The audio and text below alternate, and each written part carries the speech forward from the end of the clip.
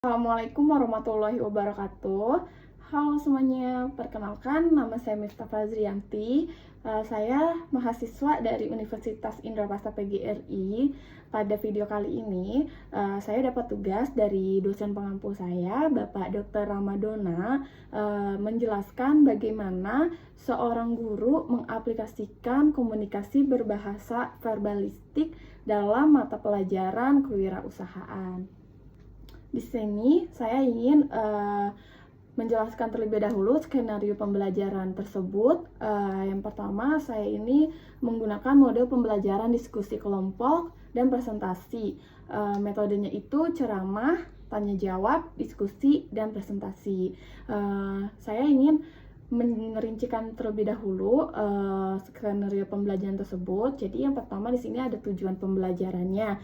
Tujuan pembelajarannya, setelah mengikuti pembelajaran ini, peserta didik diharapkan mampu memahami pentingnya keterampilan berbicara dalam diskusi dan presentasi di bidang kewirausahaan. Selain itu, menetapkan teknik bicara yang efektif dalam diskusi kelompok, menyusun dan menyampaikan presentasi dengan bahasa yang jelas, terstruktur, dan persuasif, mengevaluasi dan memberikan umpan balik. Selain tujuan pembelajaran, di sini ada langkah-langkah pembelajarannya juga. Yang pertama itu ada apresepsi. Jadi guru membuka pelajaran dengan menayangkan video pendek atau memberi contoh kisah sukses pengusaha yang mahir berbicara, diskusi, dan presentasi. Yang kedua itu motivasi. Motivasinya itu guru menjelaskan keterampilan bicara sangat penting dalam dunia kewirausahaan, baik saat menawarkan produk, bernegosiasi, menyampaikan dan ide bisnis dan yang lainnya. Jadi kesimpulan dari skenario pembelajaran ini, guru menegaskan kembali pentingnya keterampilan berbicara dalam diskusi dan presentasi kewirausahaan. Selain tujuan dan langkah-langkah tersebut, di sini ada kegiatan inti juga. Yang pertama itu ada pemahaman konsep. Jadi guru memberikan penjelasan singkat tentang teknik berbicara efektif dalam diskusi dan presentasi atau intonasi, artikulasi, ekspresi, kontak mata, bahasa tubuh, cara menyusun argumen yang logis dan persuasif. Strategi ini menghadapi pertanyaan atau sanggahan dalam diskusi. Siswa diberi kesempatan untuk bertanya atau berbagi pengalaman. Dan yang kedua ini ada diskusi kelompok. Jadi siswa dibagi menjadi beberapa kelompok kecil, 3 atau sampai 5 orang per kelompok, dan setiap kelompok ini diberikan studi kasus terhadap kewirausahaan, misalnya cara kenaikan produk baru. Kelompok diskusi kan bagaimana menyampaikan ide bisnis mereka yang efektif, dan setiap kelompok memilih satu perwakilan untuk sampaikan hasil diskusi. Dan yang ketiga ini ada presentasi. Jadi perwakilan dari kelompok ini melakukan presentasi singkat 2-3 menit di depan kelas. Guru dan siswa lain memberikan umpan balik terhadap presentasi berdasarkan struktur dan teknik bicara yang digunakan. Ya, jadi dimulai saja video skenario pembelajaran kewirausahaannya. Ya, Assalamualaikum warahmatullahi wabarakatuh. Selamat pagi anak murid ibu. Bagaimana kabarnya hari ini? Alhamdulillah baik ya. Alhamdulillah untuk hari ini materi yang ibu berikan itu tentang suksesnya seseorang pedagang boba dalam bidang kewirausahaan ini.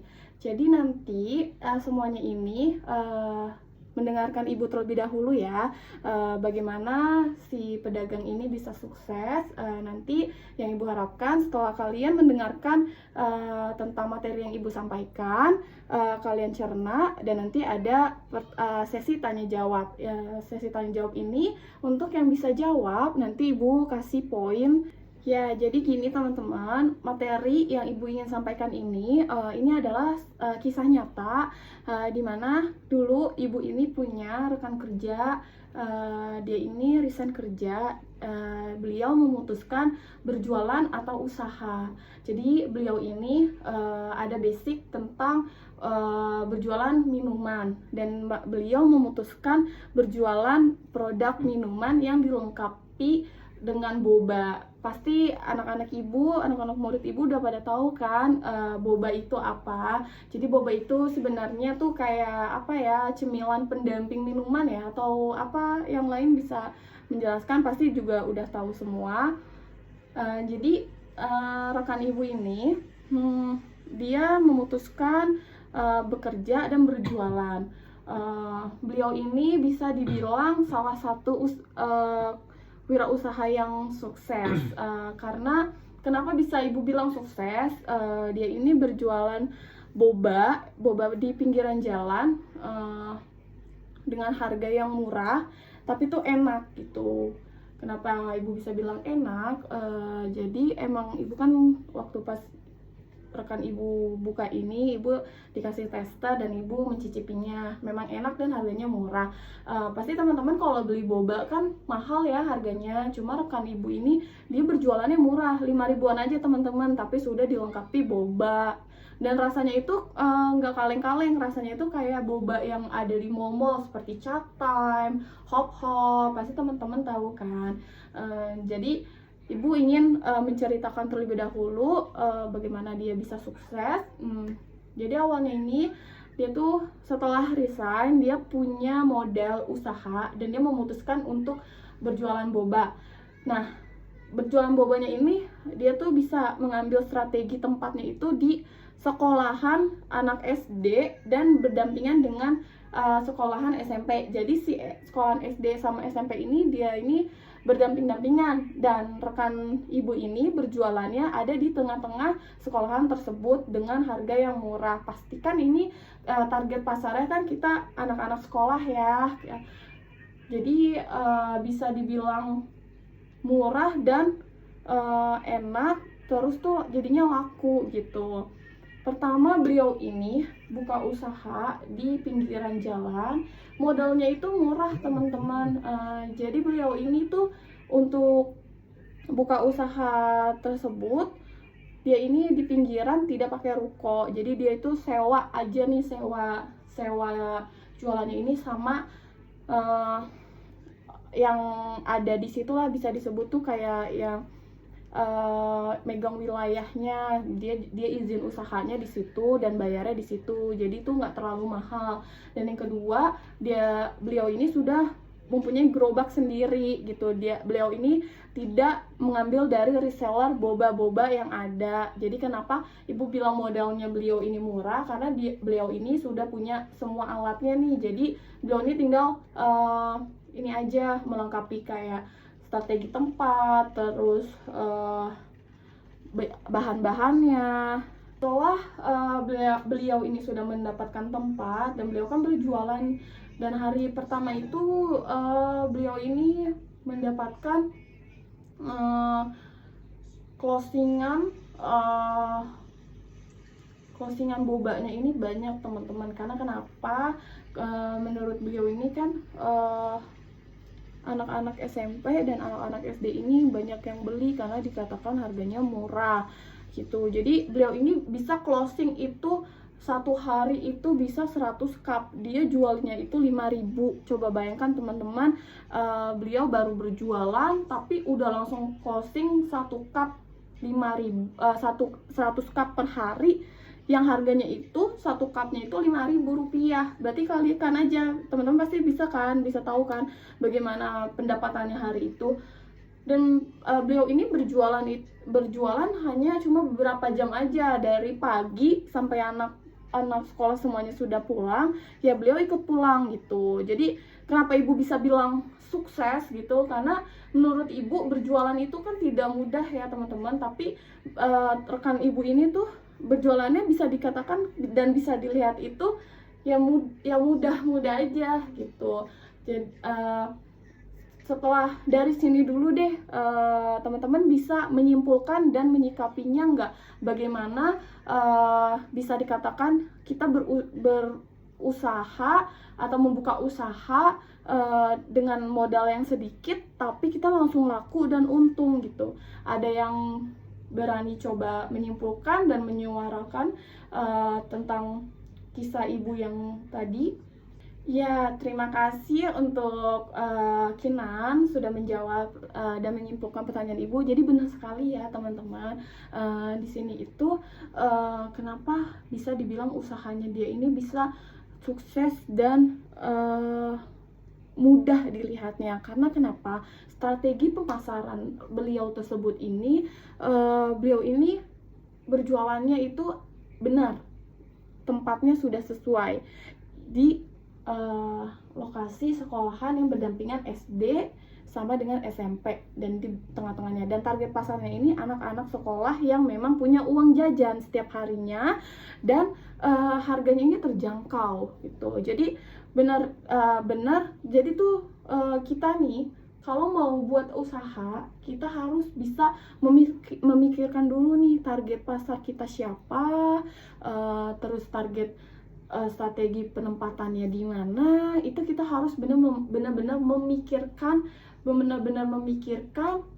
bagaimana tentang semua usaha yang kita ingin jalankan terlebih dahulu teman-teman gitu. Jadi benar banget yang saudara Kinan bilang, emang kita harus memikirkan itu dulu, strategi penempatannya, target pasarnya siapa.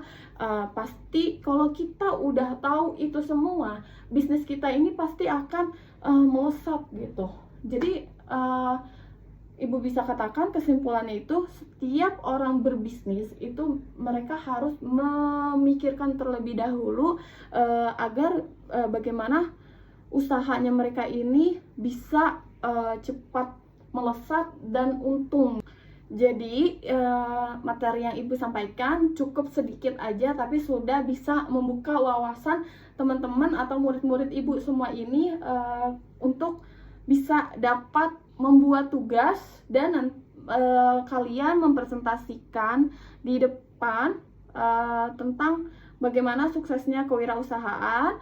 Jadi tugasnya ini Ibu bikin 3 kelompok, jadi masing-masing satu kelompok kalian ambil di salah satu artikel atau yang lainnya, bebas aja.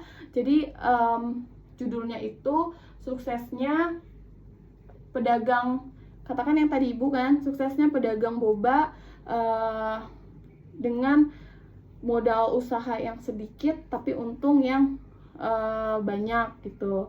Itu salah satu contohnya. Jadi kalian bikin aja, terserah, yang penting membahas salah satu dari yang Ibu ceritakan tadi. Nanti kalian presentasi di depan, lalu setelah kalian presentasi kalian membuka open tanya jawab masing-masing kelompok. Jadi masing-masing kelompok ini diskusi, kalian membuka umpan tanya jawab gitu. Nanti Ibu pun ada tanya jawabnya juga kepada kalian setelah Ibu menyimak atau Ibu menyimpulkan materi yang kalian presentasikan gitu ya. Ya, terima kasih untuk kelompok 1 yang sudah menceritakan bagaimana suksesnya membuka usaha salon di era sekarang. Jadi Ibu setelah kalian presentasi, Ibu mau menyimpulkan aja ya. Jadi tadi ada materi yang kalian sampaikan, iya benar sekali, suksesnya pengusaha salon di era sekarang itu memang dapat dicapai dengan memberikan layanan berkualitas tinggi. Itu benar sekali ya teman-teman, kita ini harus memberikan layanan berkualitas tinggi. Karena kenapa? Kalau kita tidak melakukan itu, sekarang itu banyak pesaing-pesaing ya. Layanan berkualitas tinggi ini kita kita punya salon nih, kita harus menciptakan suasana salon ini yang adem, yang tenang, yang nyenyak. Jadi konsumen-konsumen yang ada masuk ini, jadi mereka tuh merasakan itu semua gitu. Karena kan kebanyakan sekarang yang Ibu tahu, salon-salon sekarang ini kan membuka usaha tidak hanya potong rambut atau pijat atau spa yang lainnya ya. Sekarang kan tuh ada nail art, ada eyelash, dan yang Ibu lihat ini kebanyakan salon ini kecil, tetapi dia ini di dalam ruangannya itu kreatif teman-teman gitu. Jadi banyak kayak lukisan-lukisan yang menarik, terus suasananya adem gitu. Jadi kita memang harus memberikan layanan berkualitas tinggi. Selain itu, kita menggunakan produk yang aman gitu. Jadi memberikan produk yang aman ini contohnya kan di salon ini ada salah satu treatment cat rambut ya, cat rambut. Kita ini harus memberikan si produk cat rambut ini yang tidak asal-asalan gitu. Tidak apa-apa harganya lebih agak mahal dibanding salon sebelah, tetapi kita kan rambut kita ini biar jadi terawat gitu, terus tidak membuat rambut rusak gitu.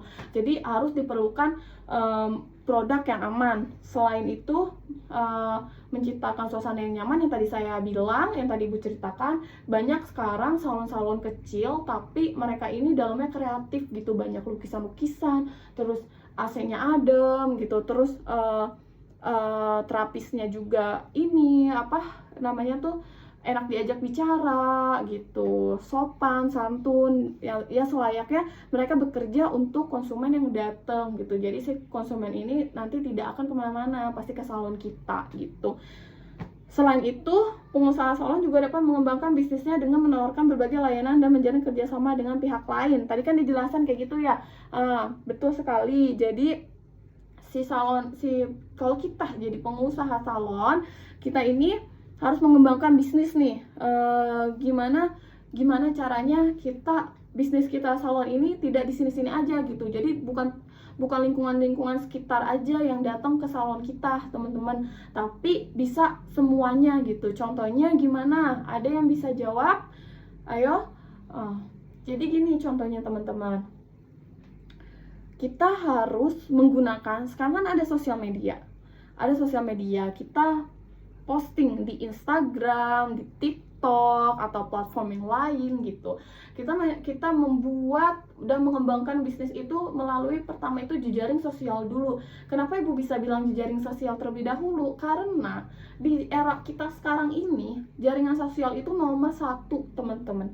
Jadi kan kalian juga pasti udah tahu sendiri ya, apa-apa sebenarnya kita viral, apa-apa viral gitu ya kan. Jadi jejaring sosial ini benar-benar sebenarnya berpengaruh banget terhadap kita punya usaha gitu. Jadi mengembangkan bisnisnya itu bisa melalui ya jaringan sosial gitu. Nah, terus kan tadi kelompok 1 juga menjelaskan nih bagaimana strategi suksesnya pengusaha salon. Tadi kan pertama kelompok 1 ini menjelaskan memberikan layanan terbaik. Benar sekali, memberikan layanan terbaik. Memberikan layanan terbaik ini contohnya kalian pasti udah tahu kan. Misalkan kayak gini, kita jadi terapisnya. Terus ada konsumen kita datang, kita harus setiap konsumen datang, kita ini kalau dalam keadaan duduk, kita ini harus berdiri, teman-teman ya gitu. Ini salah satu strategi aja gitu. Kita harus mengucapkan opening dulu, selamat, misalkan salon bukannya jam 10 ini kan masih dikatakan pagi ya. Jadi kita mengucapkan selamat pagi Ibu gitu. Terima kasih sudah datang di salon ini, ada yang bisa kami bantu Bu gitu kan, itu layanan yang terbaik gitu. Terus yang kedua, menggunakan produk yang aman dan berkualitas. Benar yang tadi Ibu udah sampaikan juga. Jadi kita harus menggunakan produk yang aman dan kualitas agar tidak terjadinya kerusakan rambut atau muka kita nih di facial atau di masker atau yang lainnya gitu. Bukannya nanti glowing malah rusak gitu. Jadi kita harus membuat produk yang aman dan berkualitas gitu ya, karena kan kita ini kalau di salon kan bener-bener terhadap buat konsumennya itu loh. Jadi kalau misalkan kayak kita facial terus kita pakai produk yang abal-abal, kalau konsumen tersebut mukanya jadi hancur atau jerawatan, kan pasti kan itu yang ada nanti komplain gitu teman-teman. Jadi tidak apa-apa harganya lebih mahal sedikit dibanding salon-salon tersebut, yang penting kita punya kualitas produk yang aman gitu. Terus yang ketiga tadi kelompok 1 menjelaskan menciptakan suasana yang nyaman dan menyenangkan bagi pelanggan. Ini yang tadi Ibu jelaskan juga. Jadi banyak kan sekarang salon-salon yang kecil tetapi dalamnya itu ternyata dia tuh banyak lukisan, terus AC-nya adem gitu. Jadi kan itu menciptakan suasana yang nyaman gitu.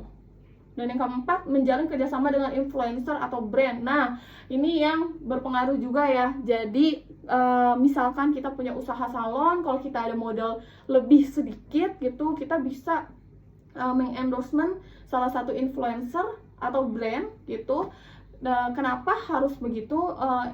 fungsinya ini untuk agar usaha kita ini bisa dikenal semuanya, tidak hanya di masyarakat sekitar aja gitu. Lalu kelompok 1 tadi menjelaskan menentukan harga bersaing. Nah, jadi gini, kita bisa tahu dulu nih, misalkan di satu tempat ini ada beberapa salon yang buka, katakan ada 3 salon ya, ada 3 salon yang buka, itu termasuk salah satunya kita gitu ya. Jadi kita harus bisa tahu dulu nih harga salon yang A dan B ini berapa gitu, dan salon kita ini berapa. Misalkan cara menentukannya itu kayak ibu bilang tadi ya, misalkan kayak cuma lebihnya 10.000 atau 15.000 ya tidak masalah lah gitu ya. Yang penting kita ini punya kualitas yang aman dan awet gitu ya.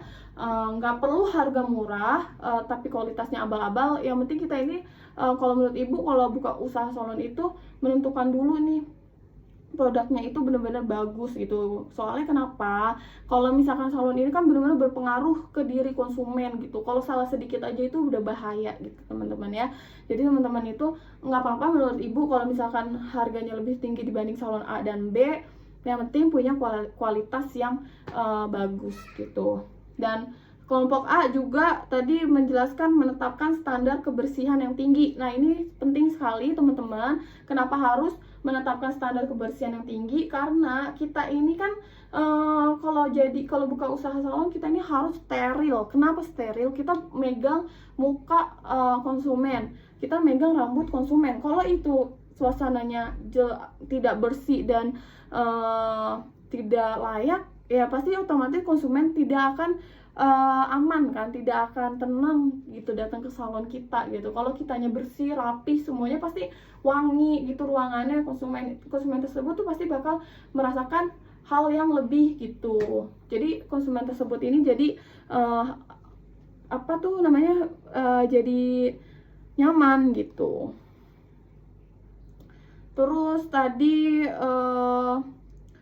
kelompok 1 menjelaskan juga pekerjaan staf profesional, terlatih, dan berpengetahuan. Nah, jadi kalau kita buka usaha salon, kalau kita mau merekrutmen seorang terapis yang bekerja dengan kita ini harus tahu dulu nih si seorang terapis ini dia mempunyai pekerjaan yang profesional nggak, yang terlatih nggak, atau berpengetahuan nggak. Kenapa begitu? Supaya usaha salon kita ini lebih terarah aja jalannya gitu. Nah, terus juga tadi kelompok 1 menjelaskan peluang bisnis salon ya. Yang pertama ada salon kecantikan dan spa, itu benar sekali. Sampai saat ini banyak salon kecantikan dan spa juga yang masih buka ya, karena itu benar-benar dibutuhkan sama konsumen-konsumen perempuan terutama. Terus yang kedua ada jururias atau makeup artist, MUA gitu. Menurut ibu, kalau kalian cuma mau buka usaha salon yang khusus rambut aja, treatment badan, ini nggak perlu ya. Jadi ini biar bisa langsung ke MUA aja gitu. Tapi kalau kalian punya modal lebih ya tidak masalah, kalian menggunakan MUA juga gitu. Kalian membuka rias juga gitu. Terus yang ketiga tadi kelompok 1 menjelaskan jual produk kecantikan atau perawatan kulit buatan sendiri gitu. Nah, jadi kalau kita ini ada basic gitu ya, bagaimana cara nanti rambut biar jadi halus atau apa, kita nggak apa-apa teman-teman menciptakan produk sendiri gitu. Kalau kalian tahu dan menguasai ilmu itu ya tidak masalah, jadi lebih bagus gitu. Jadi kita punya produk brand sendiri juga gitu, dan itu lebih nanti konsumen tersebut lebih percaya gitu sama salon kita gitu. Terus yang keempat tadi menjelaskan aromaterapi. Nah, benar sekali, ini yang lebih banget dipentingkan dan dibutuhkan aromaterapi itu ya teman-teman. Karena kenapa? Kita ini kan kalau datang ke salon, misalkan teman-teman ini mau treatment gitu ya, treatment yang salmon DNA atau yang lainnya. Kalau salmon DNA kan itu termasuk memakan waktu yang agak lumayan lama ya. Jadi kan pasti kan kita kan ada ketenangan juga kan, kalau ruangannya wangi, segar, itu pasti kita juga jadi nyaman gitu. Salmon DNA kan ya lumayan agak sedikit gitu. Jadi kalau misalkan ruangannya ada aromaterapi yang wangi, yang enak gitu, teman-teman pasti kan kita juga nanti jadi nyaman gitu treatmentnya gitu. Terus tadi ada dijelaskan layanan pijat refleksi. Boleh, ini layanan pijat refleksi juga boleh. Kenapa? Karena kalau misalkan orang ke salon kan pasti butuh juga kan yang namanya yang dipijit kepalanya lah, badannya lah, atau yang lainnya lah gitu. Terus ada konsultan untuk perawatan kulit. Nah, ini benar juga, konsultan perawatan kulit. Jadi kan kalau misalkan kita datang ke salon, kita kan butuh juga ya dikonsul dulu nih. Misalkan ada salah satu konsumen kita yang mukanya ini jerawatan atau ada flek hitam. Jadi kan mereka kan tidak ingin memutuskan dulu nih, karena saya jerawatan saya langsung mau saya langsung mau treatment ini nggak bisa. Jadi kalau misalkan kita punya usaha salon, kita harus punya ada konsultan dulu. Jadi si konsumen ini datang, pertamanya itu dia konsul dulu nih ke kita, gimana nih Mbak, Dok, atau siapalah ya, kenapa kulit saya, muka saya ini jerawatan atau ada flek hitam, gimana nih caranya biar saya ngilangin, saya harus treatment yang apa, produknya kayak gitu, dan yang lainnya. Jadi kayak gitu yang Ibu bisa simpulkan dari materi kelompok 1 yang sudah presentasi. Ibu ucapkan terima kasih banyak. Semoga kita semua bisa jadi pembisnis yang sukses ya teman-teman, setelah kita mempelajari mata pelajaran kewirausahaan ini gitu. Ibu doakan juga nih anak-anak murid Ibu bisa punya usaha juga nanti suatu hari nanti gitu. Karena kalau jadi pembisnis ini, kalau kita bisnisnya melesat itu tuh udah enak banget teman-teman. Kita nggak perlu capek-capek kayak ya pokoknya kalau pebisnis ini ya kita semua itu jadi bosnya gitu. Jadi lebih enak kalau punya bisnis gitu ya, kalau menurut Ibu gitu. Ya, jadi teman-teman, Ibu cukupkan materi di perkuliahan hari ini. Kita sudah menggunakan bahasa verbalistik ya dalam materi pelajaran kewirausahaan ini. Tadi kita juga sudah kalian mendengarkan materi Ibu terlebih dahulu, terus Ibu membagi kalian kelompok, terus kalian buat kelompok dan kalian menentukan judul yang ingin dipresentasikan. Itu semua sudah kita lakukan, dan ada sesi tanya jawab serta Ibu menjelaskan dan menyimpulkan materi kalian tersebut kayak gitu. Terima kasih untuk mata pelajaran hari ini, kewirausahaan. Ibu harapkan kita semua ini ke depannya bisa mempunyai wawasan yang lebih lagi tentang menjadi wirausahaan yang sukses gitu. Dan Ibu berdoa dan Ibu doakan juga semua murid-murid Ibu ini bisa mempunyai usaha yang sukses gitu, yang dikenal banyak orang, dan yang bisa merubah hidup kita semua dari usaha tersebut gitu. Jadi Ibu cukupkan untuk materi hari ini. Nanti minggu kedepannya kita buat lagi yang usaha-usaha lagi. Kita terus membahas tentang kewirausahaan aja ya, biar teman-teman juga nanti lebih ada wawasan lebih gitu tentang usaha gitu ya. Ibu cukupkan untuk materi kali ini. Mohon maaf apabila ada salah-salah kata yang Ibu sampaikan ke murid-murid Ibu. Ibu ucapkan terima kasih. Wassalamualaikum warahmatullahi wabarakatuh. Baik, jadi video skenario pembelajaran yang sudah saya buat yang tadi saya cukupkan. Mohon maaf apabila ada kesalahan dalam penjelasan materi atau pengungkapan kata-kata atau gaya tubuh dan yang lainnya. Apabila ada kesalahan tersebut, mohon dimaafkan. Sampai jumpa di video-video saya selanjutnya dari materi-materi yang diberikan dosen saya. Jangan bosan-bosan nonton videonya. Bye-bye. Sampai jumpa di video-video selanjutnya.